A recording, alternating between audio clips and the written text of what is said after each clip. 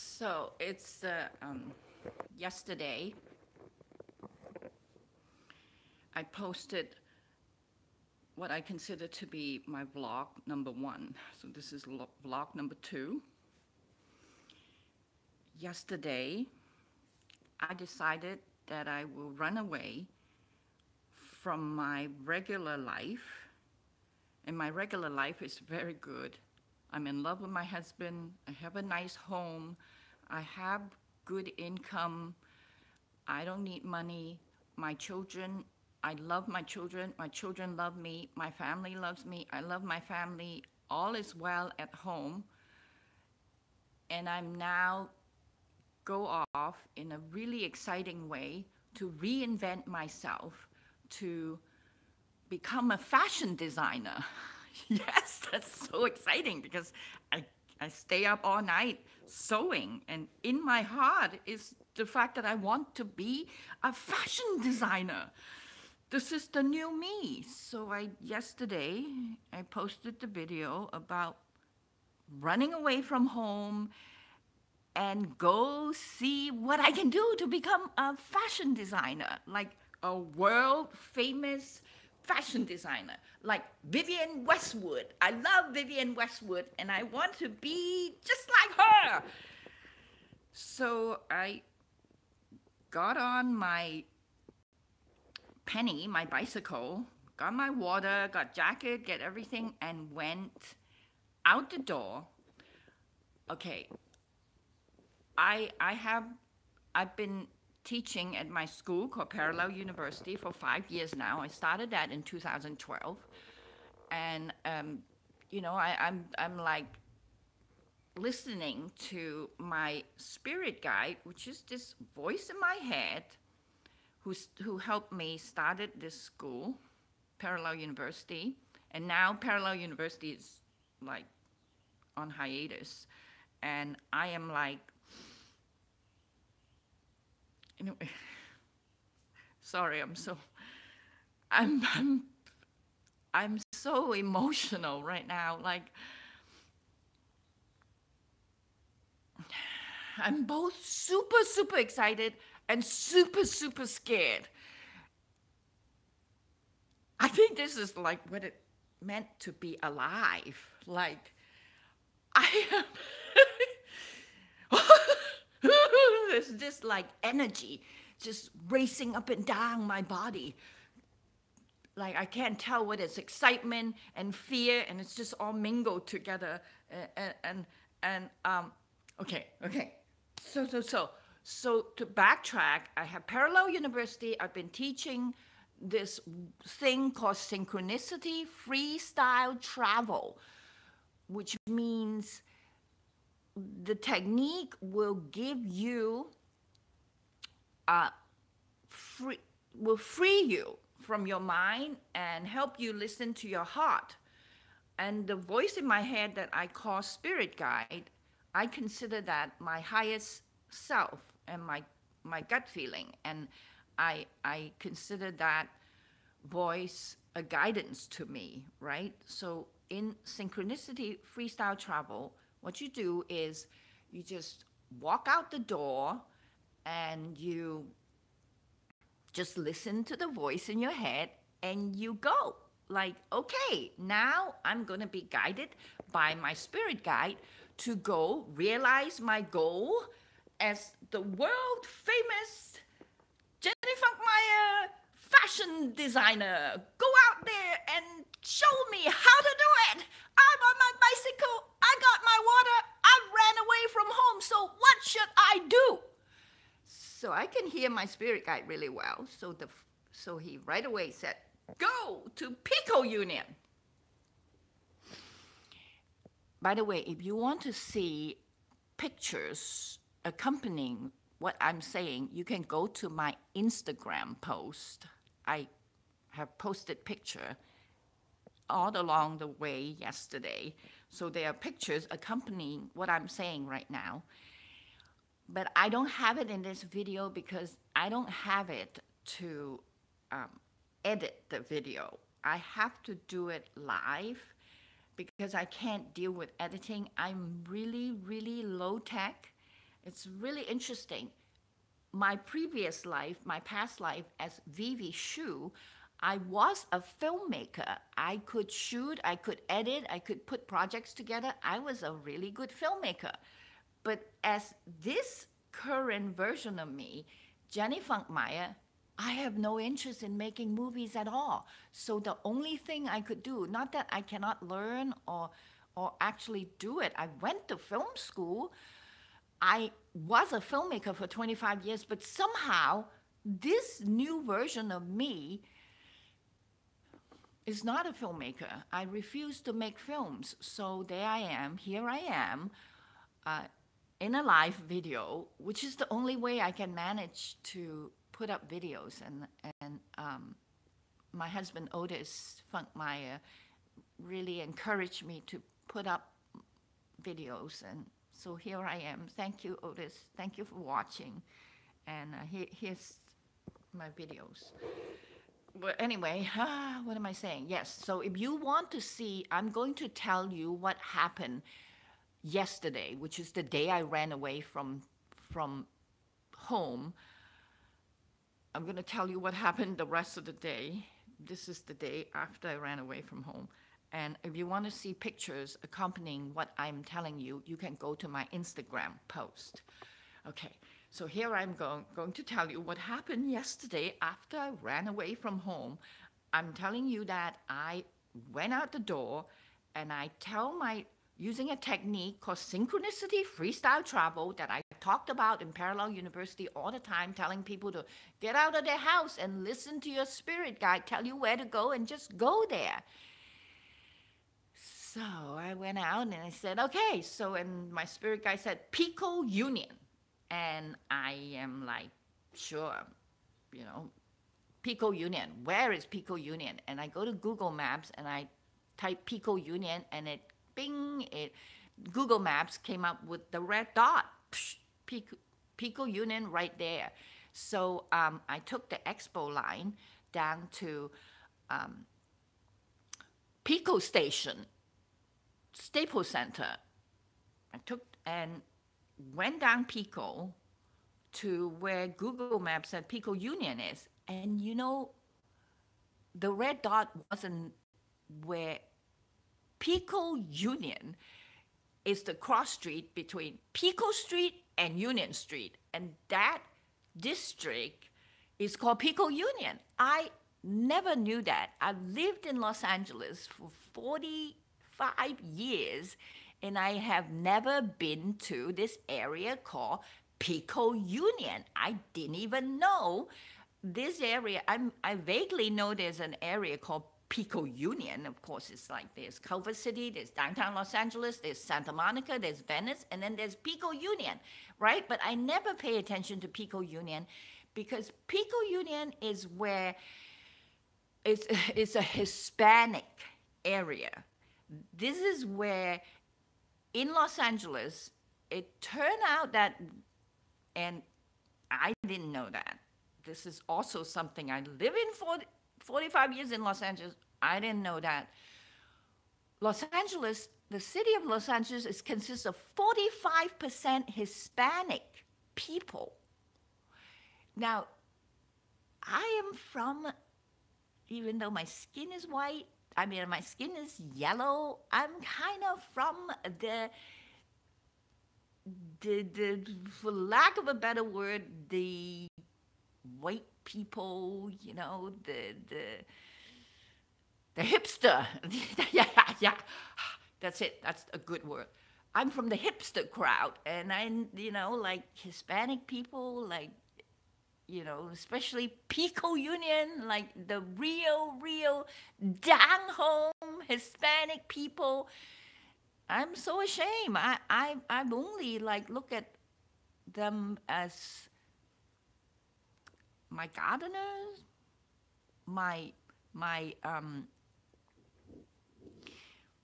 cleaning lady. Those are the people that have that I am only exposed to in the Hispanic community. That's where the people who live in Pico Union are the people who are have been in the past in my life my gardeners, my handyman, and my cleaning lady. And you know what? I love them.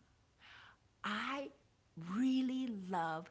I have my gardener, Carlos, Jose, a series of gardeners that I have. You know, I love my garden. You've seen my videos. I love my garden. And my gardener is like, whoa, this is my partner in crime. I really love my gardeners. And then I really love my cleaning ladies. My cleaning ladies has been this reoccurring woman who, this reoccurring soul who keeps coming back, or this reoccurring body who keeps coming back in different soul. My cleaning lady has always been this sort of thick, small, like I think they must be like 4 feet 11 inches, like tiny, like about this tall, with me, um, just like shorter, thick, cute, extremely beautiful, like young, 15 to 25-year-old beauty that is so hardworking, so innocent, so beautiful. This type of young Hispanic girl, I have an infatuation with. They have come back into my life over and over again, and I love them like I love my daughter. I look at them as my daughters, and they ask me questions. They love what I tell them about, the parallel university stuff, about synchronicity, freestyle travel, about spoon bending, about, permaculture, about all this stuff. They just love listening to me. And even more than my own daughters, like my the it's more difficult for me to talk with the hipster generation of young, beautiful young girls, mostly white, beautiful young girls. And I like it's these beautiful type of short, thick Hispanic girls have been my infatuation. I love them like my daughter. I love them. I suspect, I don't know if I'm actually like there's definitely a bond, a love. So Carlos, my gardener, I love, and my succession of cleaning ladies, in my 45 years having a home, always hire a cleaning lady, and they always come, and it's the same girl that I'm in love with. And I have all the wood floor here in my house. Uh, um, uh, Done by this man. I've been here for 27 years. Wow, it was kind of dark when I first started, but now the day is like starting. Anyway, this Carlos who did my wood floor.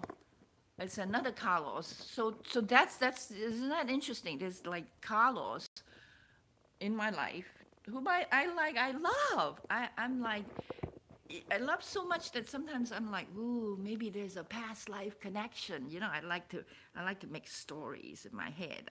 I'm a filmmaker, right? In my past life, and I like to make stories. So it's like, oh, maybe I'm in love with Carlos. Maybe I'm in love with Sochi and Marlene, and the like just Renee Del Rio. Just in the past, I had these. Just I love the actual working class Hispanic people. I love them. I don't know how to talk to them because I'm from the hipster side, and it's like going to Chinatown sometimes. I mean, I'm Chinese. I'm real Chinese, and I go to Chinatown and I look at these really traditional working class Chinese people that are in Chinatown. It's like I don't know how to talk to them either. So I'm not saying this is a racial thing. I'm saying this is like a class thing, or maybe it's racial and class and all that stuff mixed in because it's all mixed in. There really isn't. It's all mixed up. It's all in me. It's all part of me. So, so Pico Union. Pico Union turned out to be the cross street between Pico Street and Union Street, and I didn't know that. And Pico Union is where the a huge community of Hispanic working class, traditional Hispanic people.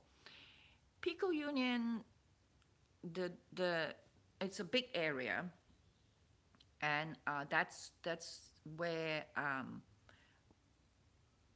I mean it looks like Tijuana. It looks like Mexico. It's Los Angeles, but it looks like that's where it looks like Mexico. Okay, it's like you would not think you're in Los Angeles. You would, other than the signs are, a lot of the signs are in English, of course, but a lot of the signs are in Spanish.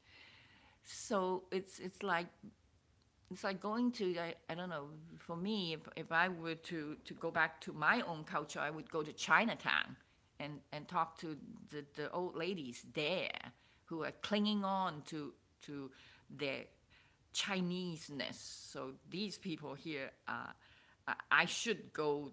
It would be logical if I go to um, if I go to if I go to Chinatown, but I did not go to Chinatown. I go to Pico Union, guided by my spirit guide to go to Pico Union. So I'm there in Pico Union, and there's that, I'm taking a picture, and a lady walked right into my picture. She's wearing this hat. There's this Chinese woman, and she's looking at me. And I had a very significant feeling that my spirit guide is looking at me through this woman's eye. You can see this picture on my Instagram, right? I'm standing under the street sign of Union and Pico, and just about to take this picture, and this woman walked right into the frame wearing this funny hat, looked right into my camera, and I clicked, I took the picture, and then she walked away and she disappeared. So this is the first magical appearance. It's like almost like I feel like my spirit guide voice in my head has materialized as this woman who's wearing this hat and walked into my picture to tell me, yes, you're in the right place. So okay, I'm don't forget, I'm the Hawks Walk school teacher. I'm like the parallel university teacher, the self-style metaphysic researcher on her mission to reinvent herself, to become not a spiritual teacher but a fashion designer. So there I am walking in Pico Union, telling my spirit guide, okay, tell me what to do, tell me where to go. And he said, over there, right? And I'm like, all right. And I ride my bicycle down Pico, right? I came from the subway station, the train station on Pico, and now I hit Union, so I make a right turn and I go up Union. My spirit guide said, go that way, so I went that way. I went that way, and came to the first place. I'm looking around, and I saw a beautiful community garden. I saw it's really nice. The houses are beautiful. People are having a good time walking the street. It's just like any neighborhood in Los Angeles. I don't know why I'm scared. I don't know why I've never been here. I just never been here. So the first good thing already. I have ran away from my old life, from home, and now I'm in a new life, and I'm really in a new life. I'm you know 30 minutes from my house in a part of the city that I've never been. So I tell my spirit guide, thank you. So I'm going down the street, and the first place I see was a sign. I'm looking for a place to to I guess I'm looking for a place to, I make these products called Just Sleeves. It's Just Sleeves. It's um, anyway. This is my fashion statement. This is my fashion. If you go to my Instagram, you will see many of my fashion invention, like the one I'm wearing right now. This is called Just Sleeve. This is called Mash and Skirt. This is my fashion. This is my fashion. So I do have fashion designs. Anyway, this is not about fashion design right now. It's about finding a place.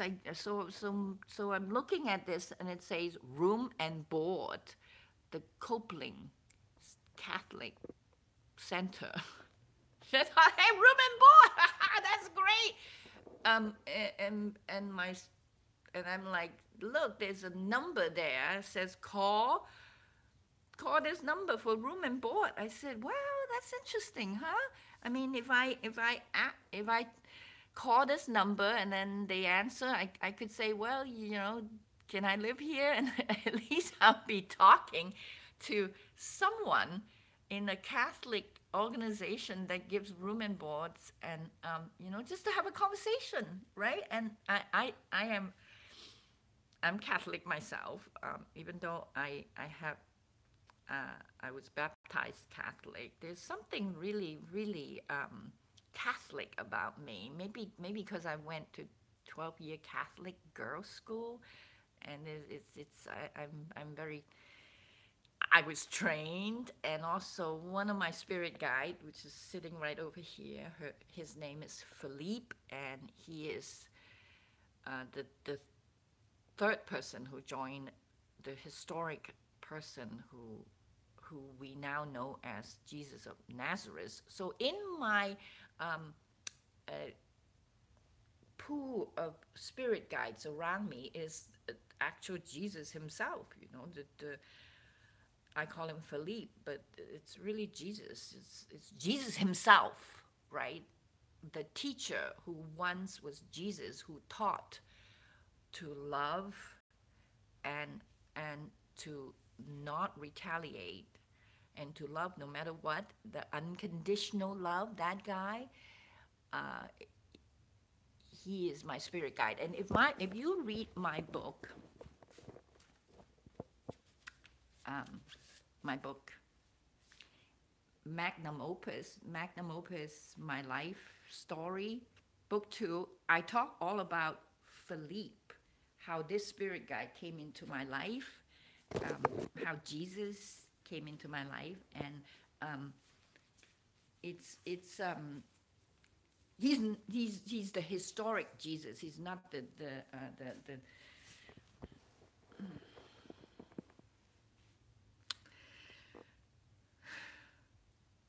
I'm so sorry. I wish I have an editor, and I wish someone would take my life story and make it into a coherent narrative, because I don't have a coherent narrative. I'm all over the place. My mind is like a huge, like the cosmos, like where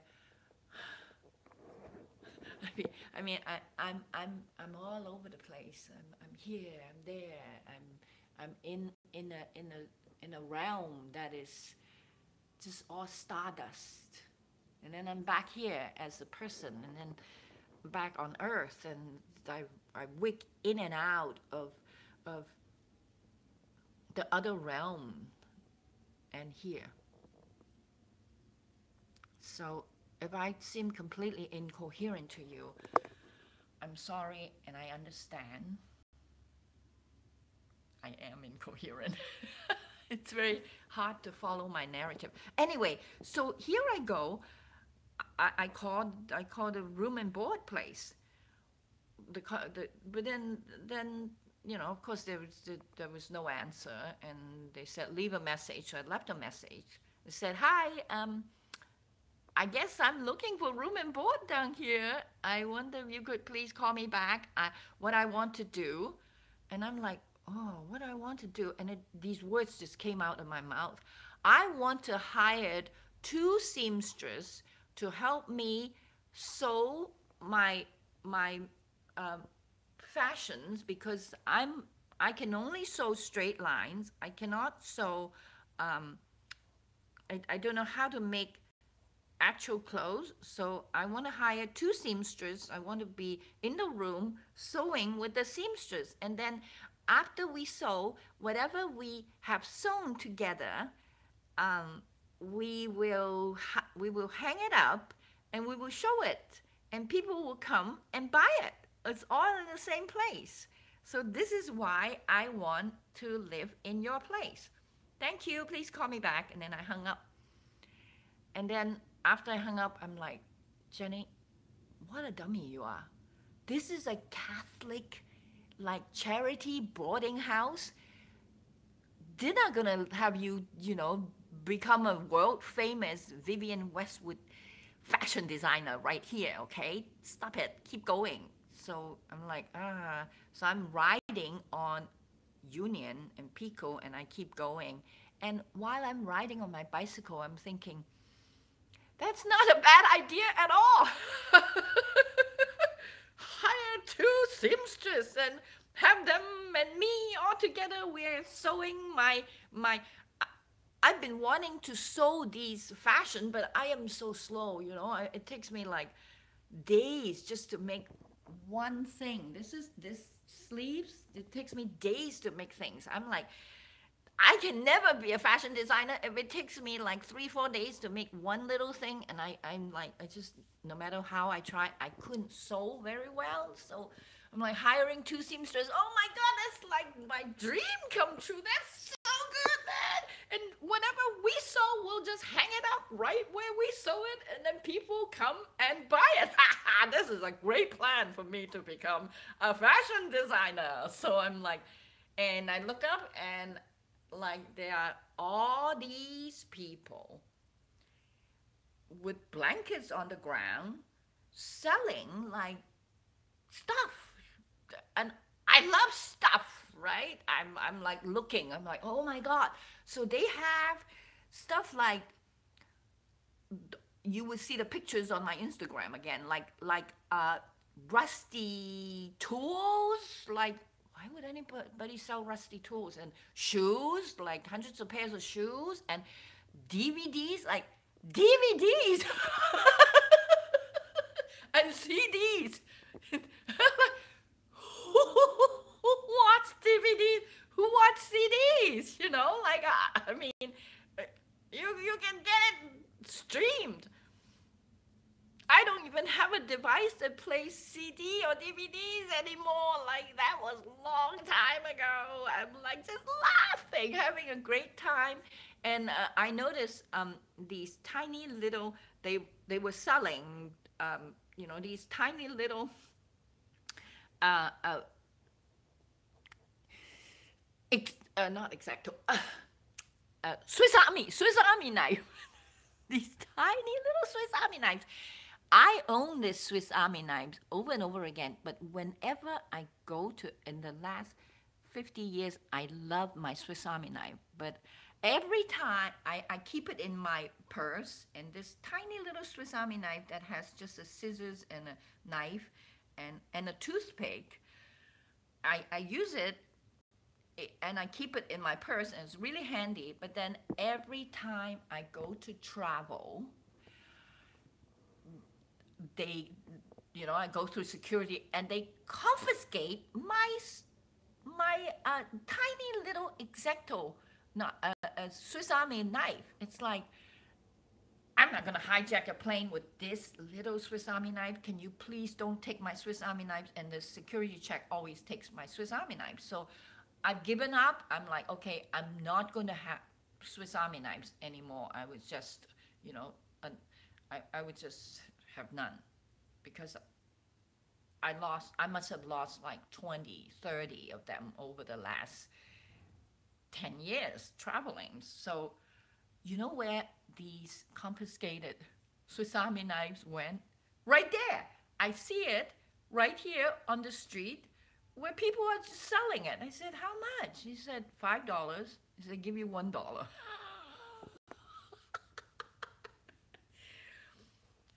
That same Swiss Army knife would cost $20 new in a store, and it's somewhere between $1 to $5 right there. So I'm like, fuck, I can buy a lot of stuff here. I am lucked out into a new area in my city that I like a whole new Pandora box open to me, and I'm just happily shopping.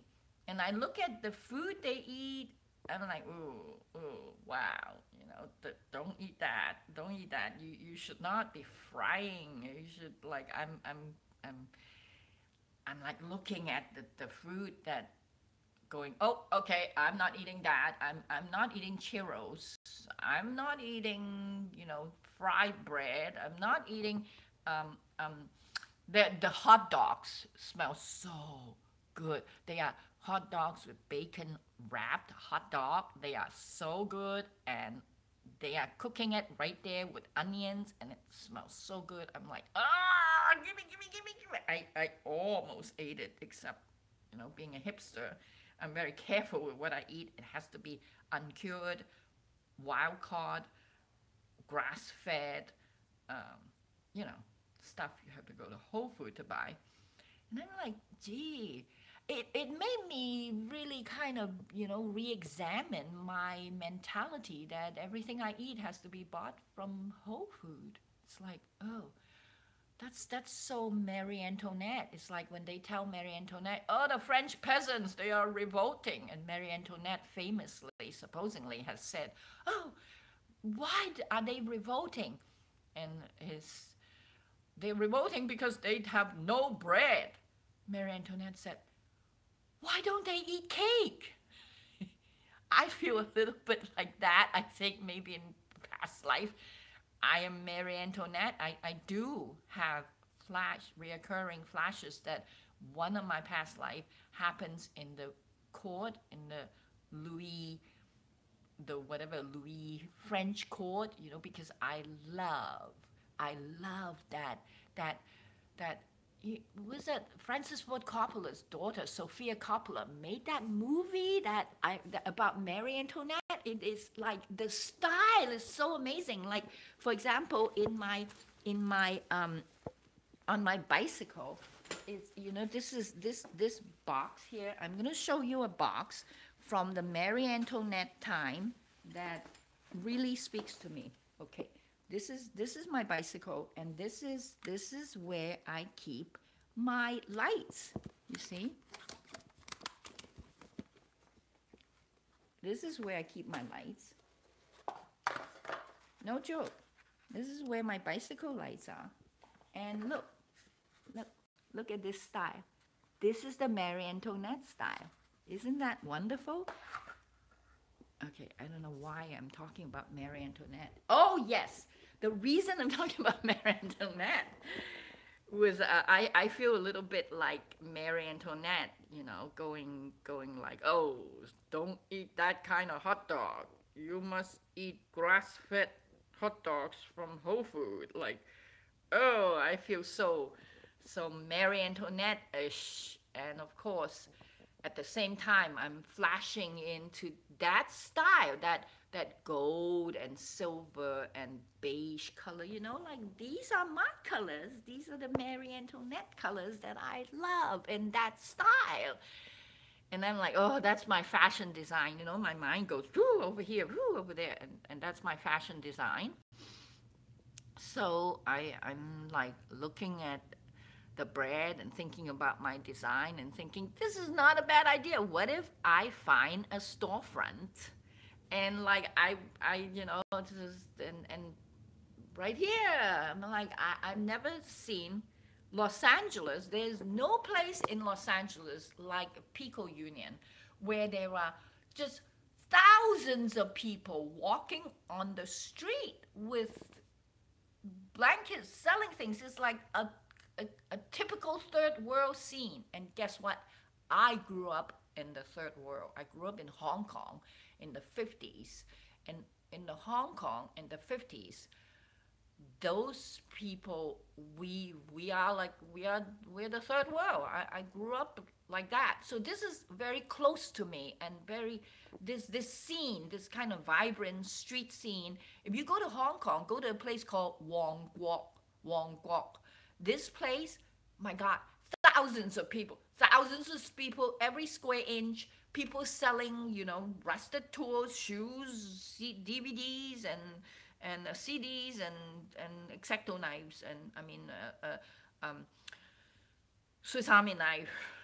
Like exact same scene, except those where I grew up is Chinese people, and if I go back to China and go to that scene, that's just not exciting to me, but it's really exciting that these are Hispanic people. So I love these people. Inside of me are the same people, and outside of me is this hipster lady. So anyway, I'm looking, and I realized there is a tremendous difference between me and the mentality around me. The mentality around me is motivated by commerce, by making a living, by having a real concern, like the reptilian brains in the back, where survival. It's really concentrated on survival, and I feel that's the thing that makes me feel really new and good, because I am not here motivated by survival. I have a comfortable living. I am not here motivated by commerce. I'm here motivated by ego. I'm not here to make money, to sell things. I'm here to become a fashion designer. This is like I feel the difference between this mentality surrounding me and my mentality. And I feel very smug and like, oh, look at me, I am here to be a fashion designer. And then I, at the same time, realize, oh, that's a really egotistical thing to think. Sure, I am egotistical. I'm here to make myself famous and rich, and really, really rich, because I already have survival taken care of. So I want to be so rich that I can save the world. So that's my other wish, which is to do better than Jesus. Jesus said that himself, like, verily, verily, better than me you shall do. One day you will do my work and you will do better than me. So I'm like, okay, I don't know how I'm going to do better than Jesus, but this is one of my goals. I want to do better than Jesus. So anyway, there I am walking down the street, and there's all these thoughts going in my mind, and my spirit guide said, go in here. And I look, and it's this, one of these places that you would see in third world places is kind of a swap meet marketplace, where lots of stalls and lots of people there, um, mm, selling like iPhone shells.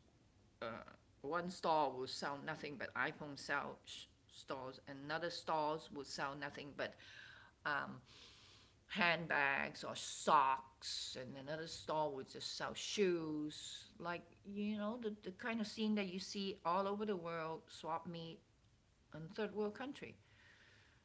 And I'm like, wow, Wouldn't it be amazing if I'm here in a stall, not selling iPhone case or socks, because there's many people selling socks already. There are many people selling iPhone case.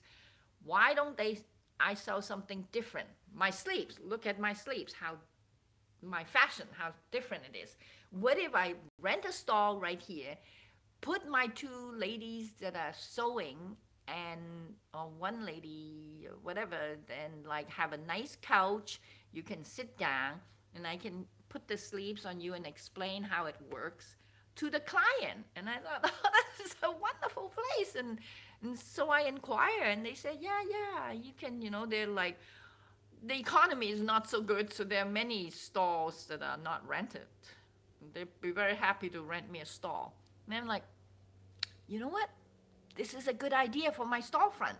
I can make a Marie Antoinette store right here in the middle of this third world bazaar marketplace. Ha! And I come out and I really love it. Really like it. So now, like my spirit guide has guided me to have these ideas in my head. And then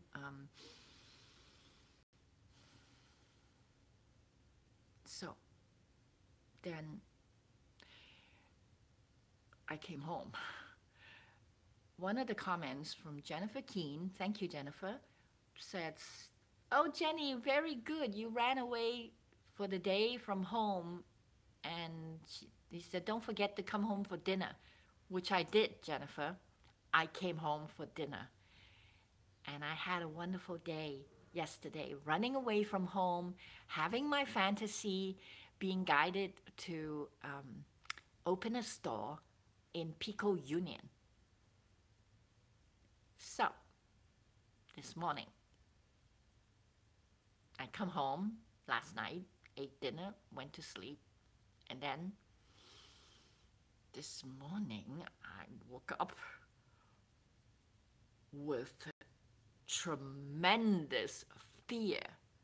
It's like it's one thing to listen to the voice in your head and end up in Pico Union and end up in a third world bazaar and like wanting to open a fashion store there because of my love and my want to understand 45% of my city, working class Hispanic people whom I love, because I'm a working class Chinese lady inside. And it's another thing to actually do it.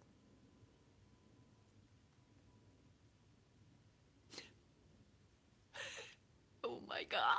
Oh